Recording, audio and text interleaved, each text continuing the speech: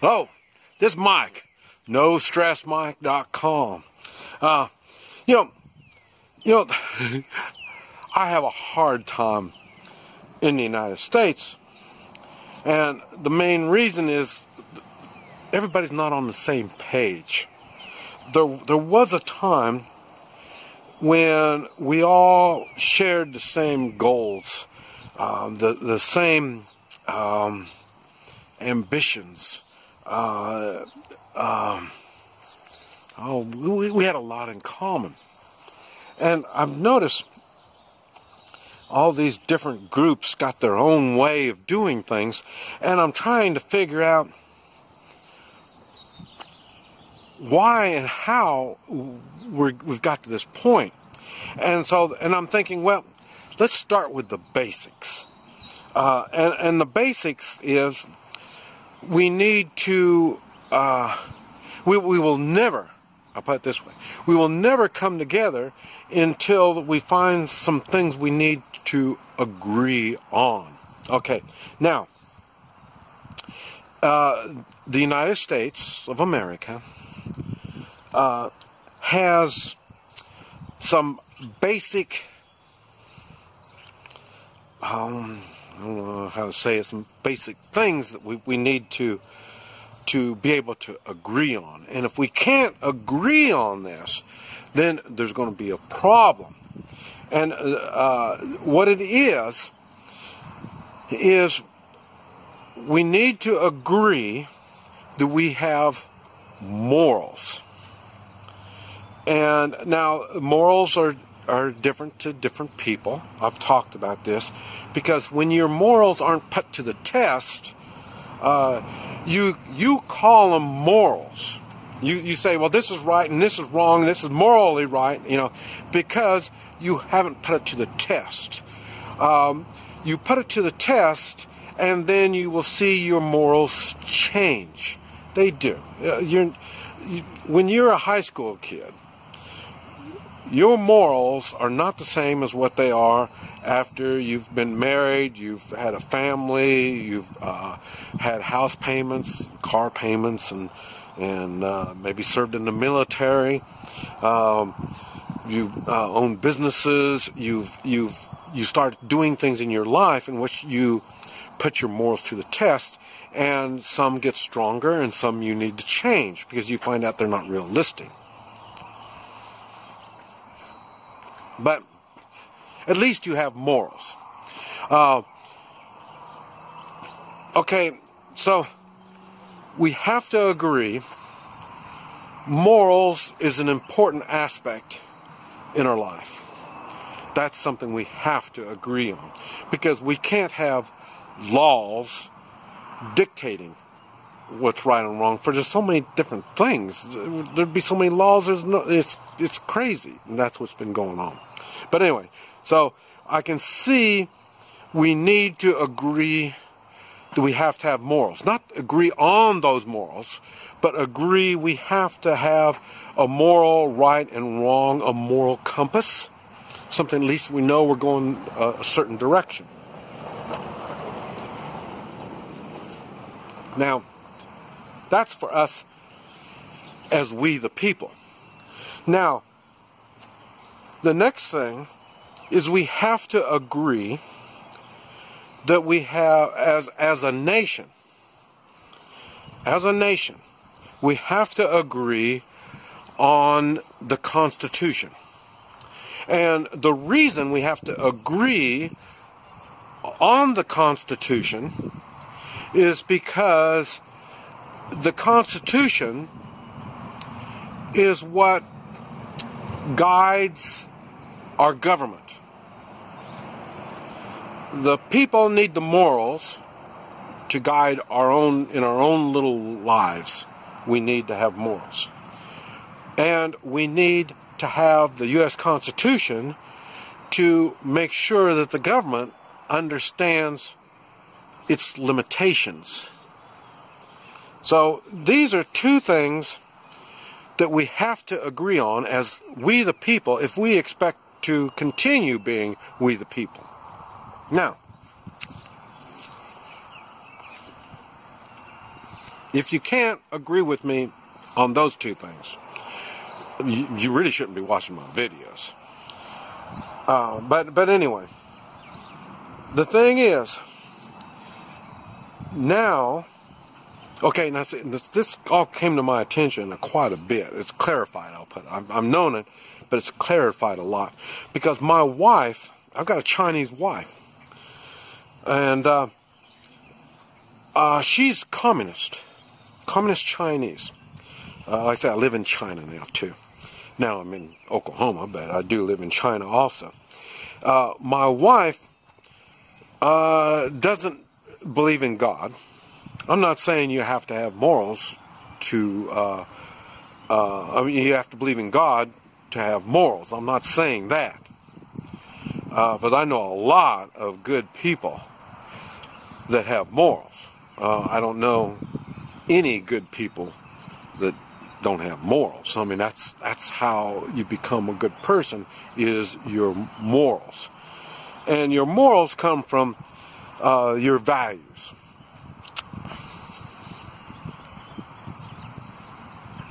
Since she doesn't believe in God, her beliefs come from what the government tells her. I mentioned this when I went to Cuba. In Cuba, they said, if you want to know what's right and wrong, just ask Castro. You know, I mean, they don't believe in God either. So, you know, you want to know what's right and wrong, just, you know, find out what Castro says. He makes the laws, so that's what it is. So, and basically, this is the way my wife sees things. They've got laws, and these laws don't really dictate. There's no reason to have morals. There's no reason to have values, because they got laws that makes all this stuff work. Okay.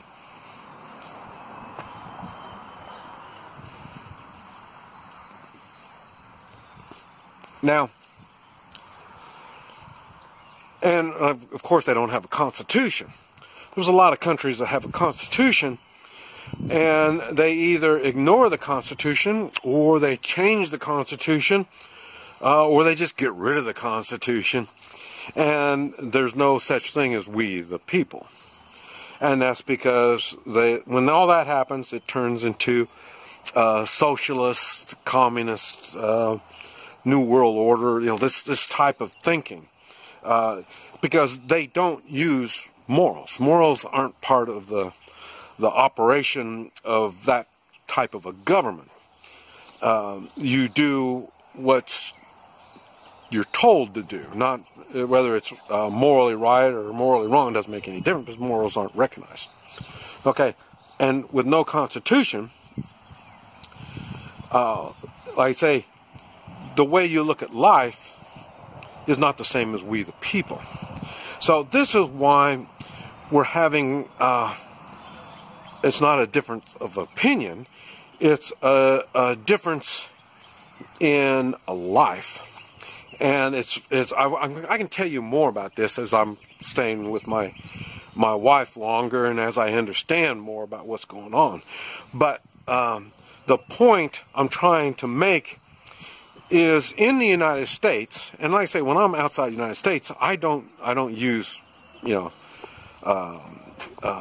what do you call it, the Constitution. That's not any kind of a way I structure my life. I don't use the Constitution to do it. In the United States, I do. Outside the United States, I don't, because I know they don't have a Constitution. I do use my morals. I've got a value system. I know what's right and wrong, and I stick with that, whatever country I'm in. I don't know their laws, so the best I can do is the morally correct thing. If that morally correct thing is illegal in that country, well, then I'm punished for it. That's the way it is. That's what makes the United States much easier in general for people to live a life, is because it's easier to live by morals than it is by laws, especially when laws are used to control you. This is why when in the United States, when laws are immoral, and they're unconstitutional, it's not really a law. You know, I mean, anybody can dictate stuff. And that's a good example. Like I say, I left the United States, what, in 2003, something like that. And the reason was, it got to the point where they couldn't make moral laws, they couldn't make constitutional laws, but they wanted to control me. They wanted to guide my life the way they thought my life should be going. And they did it through regulations. And when you look at the regulations, and they enforce regulations as if they were law, and they're not law. So the thing is, that's why so many regulations are either immoral or unconstitutional, because they couldn't make these laws. Now, we've got so many, not only they're not we the people that are representing us, they really don't have any kind of moral structure, no value system. They're not part of the we the people, otherwise they would know not to do all this stuff. But they make laws that are, like I say, immoral and unconstitutional. And what's bad is when our law enforcement or our agents of the state believe that they have authority over us when they don't. But they make the laws, they make the regulations, and they think if you don't go along with it, then they got the authority over you. This is why we have so many problems with law enforcement, because that's what they're doing. They're enforcing laws, and these laws aren't all moral and constitutional, and they find it odd why we the people would find that offensive. But that's the reason. And it's that simple. So, and like I say, for me, I live my life moral and constitutional when I'm in the United States, and moral when I'm outside the United States. And in the United States, it's constitutional for me to be armed. It's not only constitutional, but it's moral for me to defend myself. And not only I can defend myself, I can find the tools, the proper tools needed to defend myself against whatever it is I need to defend myself against. Like I say, I got in a convenience store shooting. So I got the tools to defend myself against street gangs. I've got the moral duty to do this. Nobody's got the moral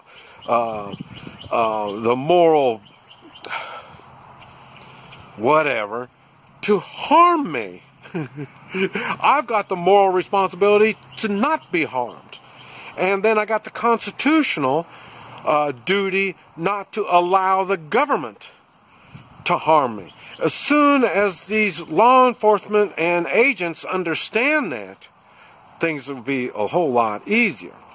And then once these people that are non-constitutional, they're against the Constitution, they want to destroy the Constitution, once they understand it, they will understand this is the wrong place if they want to start acting stupid like that. And we have moral obligations. We have constitutional obligations. I, for one, have not forgotten that. I, for one, exercise my constitutional and moral duties. Not only by doing it, but by defending it.